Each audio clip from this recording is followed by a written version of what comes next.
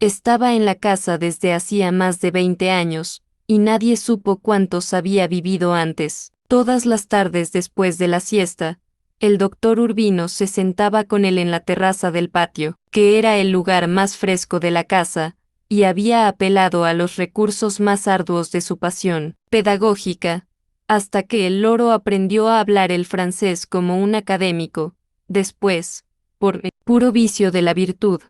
le enseñó el acompañamiento de la misa en latín y algunos trozos escogidos del Evangelio según San Mateo, y trató sin fortuna de inculcarle una noción mecánica de las 4 operaciones aritméticas. En uno de sus últimos viajes a Europa trajo el primer fonógrafo de bocina con muchos discos de moda y de sus compositores clásicos favoritos. Día tras día,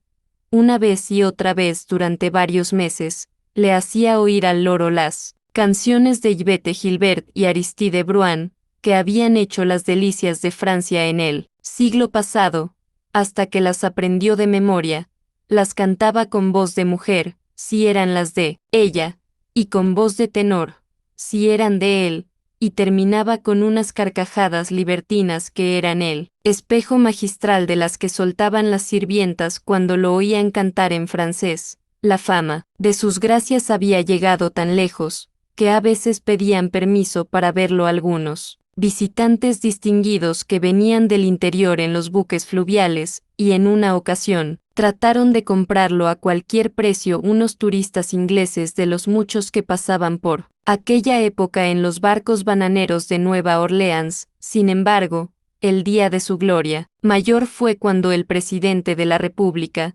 don Marco Fidel Suárez, con los ministros de su gabinete en pleno, vinieron a la casa a comprobar la verdad de su fama. Llegaron como a las 3 de la tarde, sofocados por las chisteras y las levitas de paño que no se habían quitado, en 3 días de visita oficial bajo el cielo incandescente de agosto, y tuvieron que irse tan intrigados como vinieron,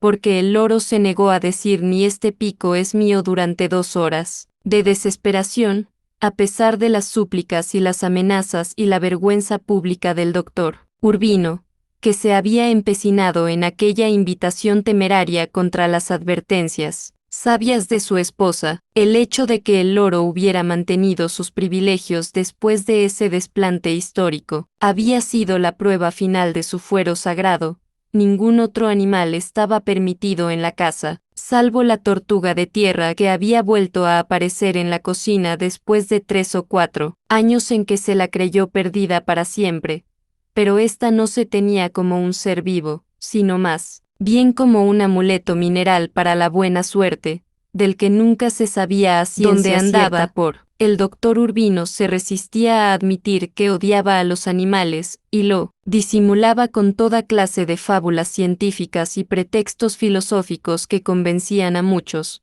pero no a su esposa. Decía que quienes los amaban